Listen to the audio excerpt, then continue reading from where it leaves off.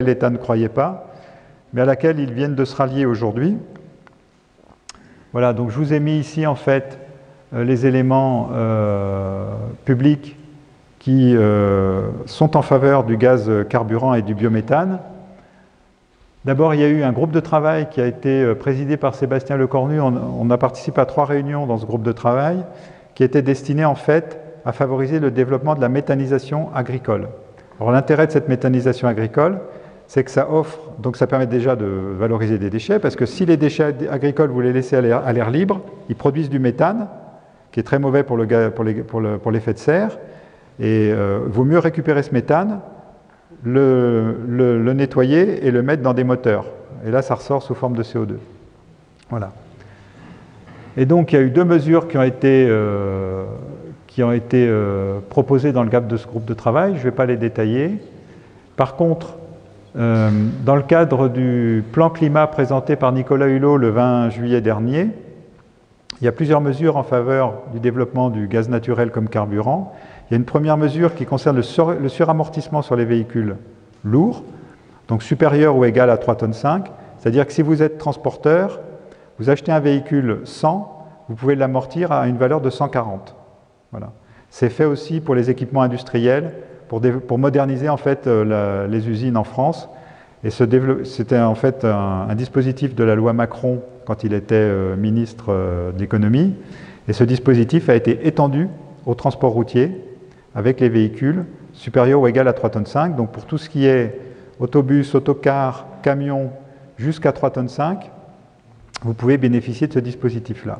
Et il y a un deuxième dispositif fiscal qui a été mis en œuvre, qui est en fait de geler la taxe sur le carburant gaz naturel, la taxe, la TICPE, ce qu'on appelle la TICPE, jusqu'en 2022.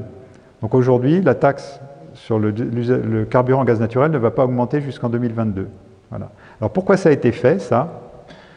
Pas parce qu'on voulait que la taxe n'augmente pas comme les autres taxes, mais simplement dans le domaine du transport routier de marchandises, le sujet principal de développement en fait pour nous, alors le gaz carburant ça s'appelle le GNV et le biométhane carburant c'est le bio-GNV.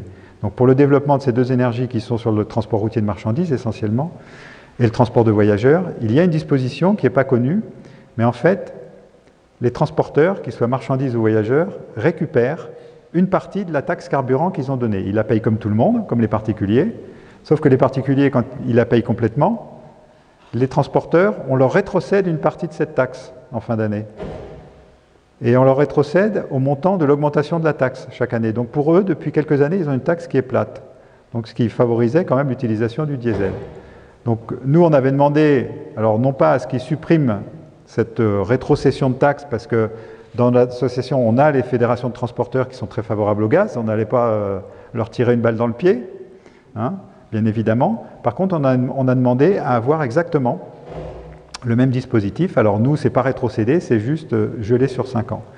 Et je crois avoir compris, puisqu'on a présenté un plan de déploiement de la solution GNV à l'Élysée en fin d'année dernière, je crois avoir compris que cette situation de récupération partielle de la taxe va durer un petit peu moins longtemps que les impôts. C'est-à-dire que ce dispositif va se réduire au fil des ans parce que ça devient incohérent d'avoir une solution en fait, qui aujourd'hui n'est pas très propre, le diesel, qui bénéficie en fait d'un tel régime fiscal. Voilà.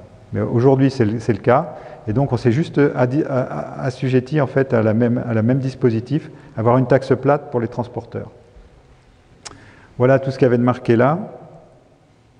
Ah oui, alors, dans le plan climat de Nicolas Hulot, il y avait également une ambition qui était très intéressante, qui est de multiplier par 15 les ventes de poids lourds à faible émission, donc poids lourds au GNV, à l'hydrogène ou à l'électricité, d'ici 2025 par rapport à 2017.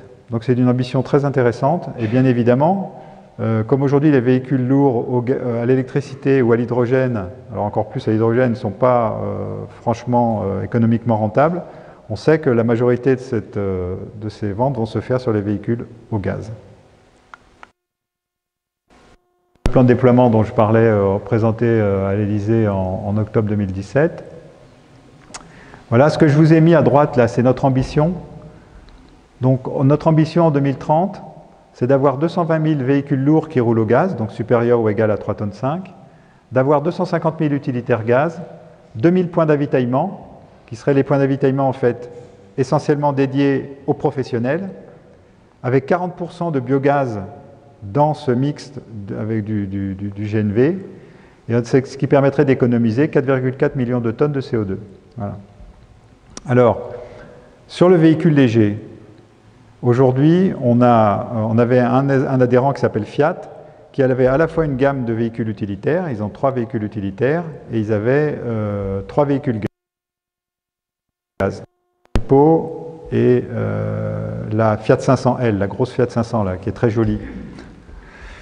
Et sur ces 3 véhicules-là, en fait, ils les ont retirés de la vente parce qu'avec les nouveaux systèmes de mesure, vous savez, d'homologation, qui sont un peu plus réalistes, dirons-nous, eh bien, ils ne passent pas la barre en termes d'émissions de CO2. Donc, ils ont retiré leurs 3 véhicules particuliers, le temps de revoir les moteurs et puis de les adapter aux nouvelles normes. Il leur reste leur... On a un nouvel adhérent qui arrive au Mondial de l'Auto, là, qui va faire l'annonce, qui commercialise beaucoup de véhicules particuliers au gaz en Allemagne, en Italie et en Espagne, et qui commence à les introduire en France. Donc c'est la marque Seat du groupe Volkswagen. Donc vous avez un petit scoop le 3 octobre, pardon, conférence de presse de Seat lors du Mondial de l'Auto qui va annoncer qu'ils adhèrent à la FGNV et qu'ils vont également commercialiser la Leon. D'ici 1 an ou 2, ils commercialiseront l'Arona, qui est un SUV qui doit être l'équivalent du Tiguan Volkswagen. La Leon, c'est l'équivalent de la Golf. Et puis, un peu plus tard, ils commercialiseront la Mi M2i, qui est l'équivalent de la Polo. Voilà. Et clairement, on ne va pas attaquer le marché des particuliers avec ces véhicules-là, mais plutôt le marché des flottes d'entreprises. Parce que quand vous avez un transporteur, et c'est le cas aujourd'hui, qui a créé une station pour ses propres besoins ou qui a une station gaz pour ses camions pas loin de chez lui, eh bien, il va équiper sa flotte privée de véhicules légers en véhicules gaz. Voilà. Et bien voilà, je crois que j'ai fini. J'ai été dans les temps, je pense. Parfait. Non ? Merci beaucoup. Merci. Bien.